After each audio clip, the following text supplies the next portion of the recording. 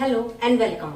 Now today's topic is production function. So without wasting our precious time, let's start the class.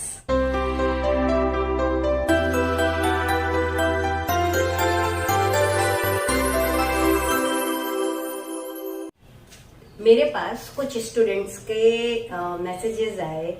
उन्होंने मुझसे ये request किया कि ma'am थोड़ा सा रिव्यू कर दीजिए टाइप ऑफ प्रोडक्ट के बारे में, मतलब एट अ ग्लांस देख लेते हैं कि टाइप ऑफ प्रोडक्ट क्या है। देखो, total product, average product, marginal product. Total product क्या है? नाउ सपोज कि कोई भी एक फर्म है या कहीं भी एक कोई मैन्युफैक्चरिंग हो रही है टेबल की, वहां पे एक पर्सन 10 यूनिट को प्रोड्यूस कर रहा है, ठीक है, और वहां पे 4 लेबर है। तो अगर हमको टोटल प्रोडक्शन के बारे में देखना है तो हमारा क्या हो जाएगा, वो 10 इंटू 4 इक्वल टू 40 यूनिट आ जाएगी। यहाँ पे जो Q है वो हमारा हो जाएगा नंबर ऑफ लेबर, ठीक। अब बात करते हैं एवरेज प्रोडक्ट की। एवरेज प्रोडक्ट क्या होता है कि टोटल प्रोडक्ट को हम नंबर ऑफ लेबर से डिवाइड कर देंगे तो हमारा निकल के आ जाएगा कि एक लेबर कितनी यूनिट प्रोड्यूस कर रहा है।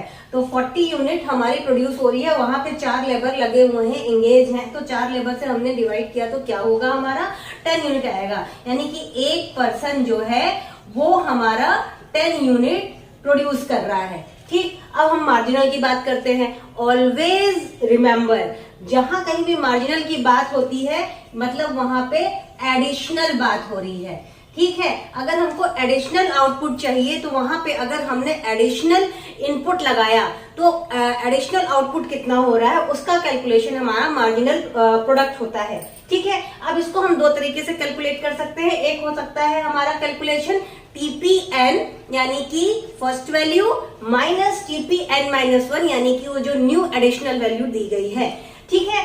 या फिर दूसरा तरीका हो सकता है delta TP divide by delta Q, यानी कि हमारा चेंज प्रोडक्शन जो हो रहा है, टोटल आउटपुट हो रहा है, चेंज वो वैल्यू और डिवाइड बाई चेंज Q, यानी कि जो इनपुट हमने चेंज की, कितनी वैल्यू की चेंज की, वो चेंज, ठीक। तो यहाँ पे देखते हैं कि हम लोग ने जैसे सपोज किया कि हमारा जब तक 4 इनपुट था तो वहां पे 40 हमारा टोटल प्रोडक्शन आ रहा था, ठीक। और जब हमने इनपुट 5 लगाया यानी कि एक यूनिट, यानी कि डेल्टा Q हमारा 1 हो गया, एक यूनिट का हमने चेंज किया तो वहां पे हमारा टोटल आउटपुट 55 आ गया। यानी कि टोटल आउटपुट हमारा वहां पे कितना हो रहा है, टोटल TP क्या है हमारा, वहां पे चेंज जो आ रहा है डेल्टा TP का वो आ रहा है 15, ठीक है। 55 माइनस 40 15, ठीक है।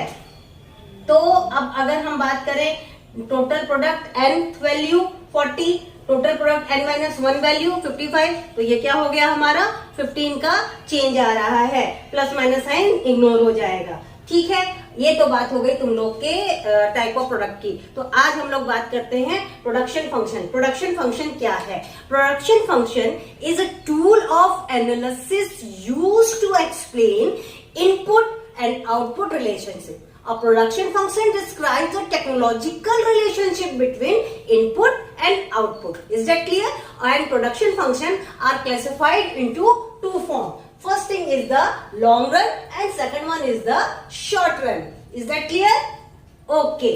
तो अब बात करते हैं कि अगर हमारा प्रोडक्शन फंक्शन है लॉन्ग रन और शॉर्ट रन में क्यों होता है, तो भाई हम लोगों ने सीधे सीधे बेसिक कॉन्सेप्ट में बात क्या किया था, वेरिएबल फैक्टर और फिक्स फैक्टर, यानी कि वेरिएबल इनपुट और फिक्स इनपुट की बात की थी, ठीक है। तो अगर हम शॉर्ट रन की बात करेंगे तो वहां पे क्या होता है कि शॉर्ट रन प्रोडक्शन फंक्शन और व्हाट में also be termed as a single variable function, हमारा कांस्टेंट रहेगा। वेरिएबल क्या कर सकते हैं हम, लेबर में कर सकते हैं, ठीक है। तो यानी कि Q यानी कि हमारा आउटपुट, फंक्शन ऑफ लेबर यानी कि इनपुट, ये क्या हो गया हमारा शॉर्ट रन का हो गया।